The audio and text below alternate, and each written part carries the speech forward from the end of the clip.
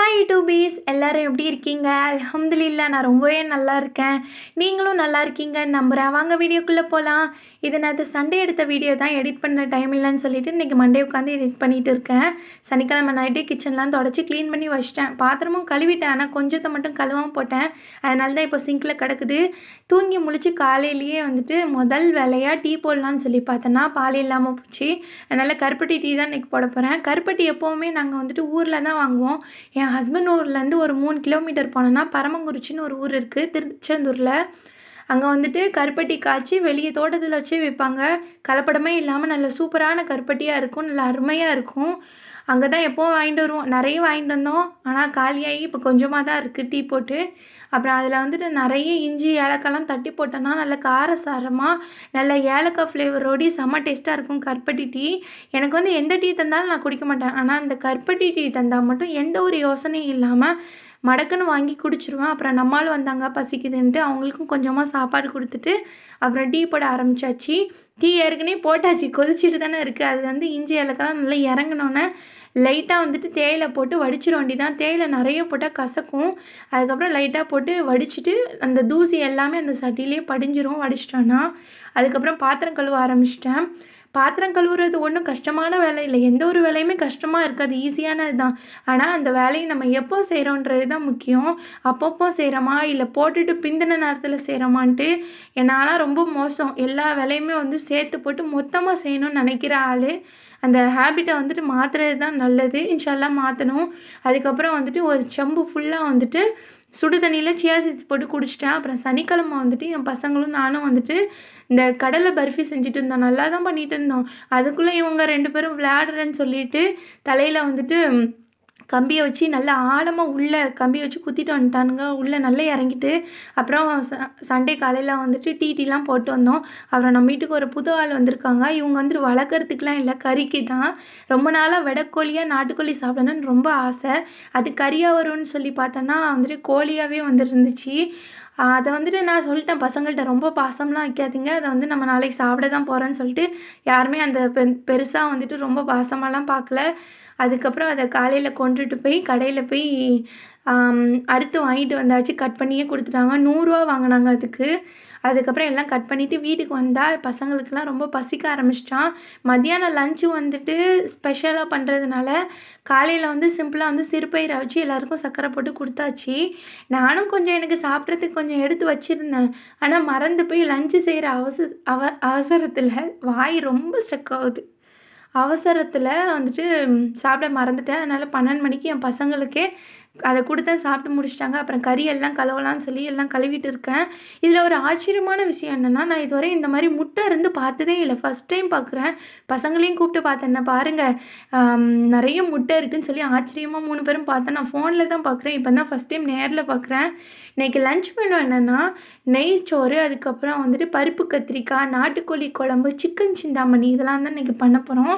Lunch சூப்பராக இருக்கும். வாங்க எப்படி செய்கிறேன்னு பாருங்கள். ஃபஸ்ட்டு பருப்பு ஊற வச்சிடலான்னு சொல்லி ஒரு 150 துவரம்பருப்பு ஊற வச்சுட்டேன். அப்புறம் கறிக்கு தாளிக்கலாம்னு சொல்லிவிட்டு கொஞ்சமாக ஆயில் சேர்த்துட்டு இந்த பட்டை, கிராம்பு, ஏலக்காய், அப்புறம் வெங்காயம், இஞ்சி பூண்டு பேஸ்ட்லாம் சேர்த்து வதக்கிட்டு பச்சை வாசனை போனோன்னே தக்காளி, அப்புறம் ஒரு மிளகா எல்லாம் சேர்த்து வதக்கிட்டு அது கூடவே மிளகாத்தூளும் உப்பும் சேர்த்து வதக்கணும். வதக்குனதுக்கப்புறமா நம்ம கழுவி வச்சுருக்க 1/2 கிலோ சிக்கனு, அந்த சிக்கனையும் சேர்த்துட்டு அந்த எண்ணெயிலே வதக்க வேண்டியதான். வதக்குனதுக்கப்புறமா கொஞ்சமாக கொத்தமல்லி. அப்புறம் நான் எந்த ஒரு குழம்பு செஞ்சாலும் இந்த வீட்டில் வச்ச குழம்பு மசாலா தூள் தான் போடுவேன். அதுலேயே இந்த குழம்புக்கும் 1.5 டேபிள் ஸ்பூன் போட்டுக்கிட்டேன். அப்புறம் வத்தத்தூள் போட்டேன்ல அதுவும், வேறு எந்த ஒரு மசாலாவும் சேர்க்கல. காரத்துக்கு மிளகாவும் 1 சேர்த்துக்கிட்டேன். அப்புறம் அந்த பச்சை வாசனை போனதுக்கப்புறம் நான் கொஞ்சமாக தயிர் சேர்த்துட்டு அந்த எண்ணெயிலேயே நல்லா வதங்கி எண்ணெய் பிரிஞ்சு வந்ததுக்கப்புறமா தண்ணி ஊற்றி நான் வேக வச்சிட வேண்டியதான். நாட்டுக்கோழி ரொம்ப நின்று வேகுது. நான் நினச்சேன் குக்கர்லேயே போட்டுக்கலாமா, ஏன் சட்டியில் போட்டோமோன்னு சொல்லிட்டு. சரி சொல்லி வேக வச்சுட்டு கூடவே முருங்கைக்காய் நிறைய போட்டேன்.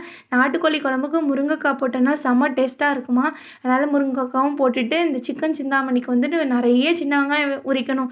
அதனால் அதை உரிக்க ஆரம்பிச்சிட்டேன். அப்புறம் சட்டியை பெரிய சட்டியை அடுப்பில் வச்சுட்டு அதில் நல்லெண்ணெய் நிறைய சேர்த்துட்டு கூடவே நறுக்குன சின்ன வெங்காயத்தையும் நிறைய சேர்த்து அது கூட வதக்கணும். வதக்கி வந்து அந்த கலர் சேஞ்ச் ஆனதுக்கு அப்புறமாட்டு நம்ம வச்சிருக்க காஞ்ச மிளகா போடணும். நான் 2 காஞ்ச மிளகாவ தான் வந்து சீடோடி போட்டேன். மிச்சத்தெல்லாம் சீட ரிமூவ் பண்ணிட்டு சேர்த்தேன். அப்போ தான் கொஞ்சம் காரம் கம்மியா இருக்கும். பசங்கலாம் சாப்பிடுவாங்கன்னு சொல்லிட்டு நல்லா வதக்கிட்டு, நம்ம எடுத்து வச்சிருக்க சிக்கனையும் சேர்த்து நல்லா வதக்கிற வேண்டியதான். அதுக்கப்புறம் உப்பு, மஞ்சத்தூள்லாம் போட்டு தண்ணி ஊத்தி வேக தான் விடணும். நான் வந்துட்டு எலும்ப வந்து குழம்புக்கு போட்டு கொஞ்சம் கறியா இருக்கிறத வந்து இதுக்கு போட்டுக்கிட்டேன். இந்த சிந்தாமணிக்கு. அதுக்கப்புறம் 2 அடுப்புலேயும் வந்துட்டு நம்மளுக்கு கறி வெந்துட்டு இருக்குது. அதனால் வந்து பருப்புக்கு ரெடி பண்ணி குக்கர் ரெடி பண்ணி வச்சிட்டேன்னா, அதை இறக்குனதுக்கப்புறம் இதை ஏற்றிடலாமான்னு சொல்லிட்டு பருப்பை நல்லா களைஞ்சிட்டு நல்ல தண்ணியை ஊற்றிட்டு அதில் வந்து வெங்காயம், தக்காளி, அப்புறம் வந்துட்டு 3 கத்திரிக்காய்லாம் சேர்த்துட்டு 3, 4 கத்திரிக்காய் சேர்த்துட்டு குழம்பு மிளகாத்தூள் 1/2 டேபிள் ஸ்பூன், மஞ்சத்தூள், சீரகத்தூள் இல்லாதனால முழு சீரகமும் போட்டு நல்லா தண்ணி முங்குற அளவு ஊற்றி குக்கரில் மாற்றி மூடி போட்டு வச்சிட்டேன். நான் உப்பு வந்து வெந்ததுக்கப்புறம் தான் எப்பவும் சேர்ப்பேன். அதுக்குள்ளே கறி குழம்பும் நல்லா கொதித்து வந்ததுக்கப்புறம் 3/4 வந்து கறி வெந்ததுக்கப்புறமாட்டு நம்ம முருங்கைக்கீரை கொஞ்சம் சேர்த்துக்கணும். நல்ல சத்தும் நல்ல டேஸ்ட்டாகவும் இருக்குமா என் மாமி சொன்னாங்கன்னு சொன்னாங்க. அதனால் போட்டு நல்லா கொதிக்க வச்சு வேக வச்சிட்டேன். தேங்காய், முந்திரி பருப்பும் அரைச்சி ஊற்றியாச்சு. கொஞ்சம் கசகசாவும் போட்டு குழம்பு ஆல்மோஸ்ட் ரெடி. அப்புறம் சைடில் கிடக்கிற பாத்திரத்தையும் கையோடி கழுவிடலாம்னு சொல்லி கழுவ ஆரம்பிச்சிட்டேன். கழுவிட்டோன்னா நம்மளுக்கு கொஞ்சம் ஈஸியாக இருக்கும்ல. அதனால் அதையே வேலையாக செஞ்சு முடிச்சுட்டு அப்புறம் நெய்ச்சோறு தாளிச்சிடலாம்னு சொல்லிட்டு இந்த குழம்பு ரெடி ஆகிட்டு அதனால் சட்டியை எடுத்து அதை கழுவிட்டு இருக்கேன். அதை வந்துட்டு நல்லா ஏற்கனவே பூசி தான் வச்சுருக்கேன். சும்மா வந்து தண்ணியில் நல்லா தேய்ச்சி கழுவுனாலே போதும். அதெல்லாம் கழுவி முடிச்சுட்டு அதுக்கப்புறம் நல்ல எண்ணெய் மிதக்க நாட்டுக்கோழி குழம்பு சூப்பராக ரெடி ஆகிட்டு அப்புறம் பருப்பையும் அடுப்பில் போட்டாச்சு. அந்த சிக்கன் சிந்தாமணி வந்துட்டு அவ்வளோ சூப்பராக வந்துருந்துச்சி. நானும் இஞ்சி பூண்டு பேஸ்ட்லாம் போடலையே, எப்படி இருக்குமோன்னு தெரியலேன்னு பார்த்தா எல்லாத்தோடு இதான் ரொம்ப டாப் நாச்சாக இருந்துச்சு. எங்களுக்கு ரொம்ப பிடிச்சிருந்துச்சி. நல்ல கிரேவி மாதிரி வந்தோடனே அதையும் இறக்கிட்டு நெய்ச்சோறுக்கு வந்துட்டு சட்டியை அடுப்பில் ஏற்றியாச்சு. அதில் கொஞ்சமாக நெய் சேர்த்துட்டு இந்த பட்டை, கிராம்பு, ஏலக்காய், வெங்காயம், கருவேப்பிலெலாம் சேர்த்து வதக்கிட்டு இஞ்சி பூண்டு பேஸ்ட்டு வதக்குனதுக்கு அப்புறமா எக்ஸ்ட்ரா நெய் சேர்த்துக்கலாம். முதலையே நம்ம நிறைய சேர்த்துட்டோன்னா இஞ்சி பூண்டு பேஸ்ட்டு போட்டோன்னா நெய்யே காணாமல் போயிடும், பிடிக்கவும் ஆரம்பிச்சிடும். அதுக்கப்புறம் நெய் சேர்த்தோன்னா நம்மளுக்கு கரெக்டாக இருக்கும். நெய் சேர்த்துட்டு அது கூடவே வந்துட்டு கொஞ்சமாக வந்து காஞ்ச திராட்சை போட்டுக்கிட்டேன். அந்த சாப்பாடோடு இந்த காஞ்ச திராட்சை வாயில் படும்போது டேஸ்ட்டு நல்லாயிருக்கும். அப்புறம் தக்காளி, கொத்தமல்லிலாம் போட்டுக்கிட்டேன். இன்றைக்கி மிளகாவும் சரி, அப்புறம் புதினாவும் சரி ரொம்ப கம்மியாக இருந்துச்சு. புதினா இல்லவே இல்லை, மிளகா ஒன்று போட்டேன். சரி இருக்கிறத வச்சு நம்ம பண்ணுவோன்னு சொல்லி பண்ண ஆரம்பித்தாச்சு. நான் எப்போ வந்து சீரக சம்பாவில் தான் வந்துட்டு நெய்ச்சோறு செய்வேன். இல்லாததுனால வீட்டரிசியிலே செய்கிறேன். இன்றைக்கி 1க்கு 2 பங்கு தண்ணி ஊற்றிட்டேன். எக்ஸ்ட்ரா 1 கிளாஸும் ஊற்றி கொதிக்க வச்சாச்சு, உப்பும் போட்டு. அப்புறம் வந்து பருப்பும் சூப்பராக ரெடி ஆகிடுச்சு. அதில் வந்து புளி எல்லாம் ஊற்றி செக் பண்ணி அடுப்பில் கொதிக்க வச்சுட்டு தாளித்து கொட்டிட்டேன். லைட்டாக நெய் ஊற்றி தாளித்ததையும் பருப்பில் கொட்டினா பருப்பு ரெடி ஆகிடுச்சு. அப்புறம் சாப்பாடை வந்து தம்மில் போட்டேன், கீழே கல் வச்சு. அப்புறம் தம்மில் போட்டு கொஞ்சம் நேரம் ஆனதுக்கப்புறம் மூடியை திறந்து பார்த்தோன்னா இந்த அரிசி வந்து எதுவுமே வந்துட்டு உடையாமல், குழையவும் இல்லாமல், அரிசியாகவும் இல்லாமல் நல்லா வந்துட்டு அப்படியே சூப்பராக இருந்துச்சு. நல்லா பார்க்குறதுக்கே பூ மாதிரி இருந்துச்சு. எல்லாருக்கும் ரொம்ப பசியும் வந்துருந்துச்சு. அதனால் 12:30 மணிக்கு எல்லோரும் சாப்பிட்டோம். நெய்ச்சோறு, நாட்டுக்கோழி குழம்பு, அப்புறம் வந்துட்டு சிக்கன் சிந்தாமணி, அதான் காரக்கோழி வறுவல் அது, அதுக்கப்புறம் வந்துட்டு பருப்பு கத்திரிக்காய் எல்லாமே வந்து சாப்பிட்டு சூப்பராக இருந்துச்சு. எல்லோரும் சாப்பிட்டு ரொம்ப ஜாலியாக இருந்துச்சு. பார்த்தா 2:30 மணிக்கு மழையும் பெய்ய ஆரம்பிச்சிட்டு கிளைமேட் ரொம்பவே நல்லா இருந்துச்சு. எங்களுக்கு இந்த சண்டே வந்துட்டு ரொம்ப சூப்பராக போயிருந்துச்சி. நீங்கள் எப்படி சண்டே வந்துட்டு என்ஜாய் பண்ணிங்கன்றதை கண்டிப்பாக கமெண்டில் சொல்லுங்கள். வீடியோ பிடிச்சிருந்தால் லைக் பண்ணி சப்ஸ்கிரைப் பண்ணிடுங்க. பாய்.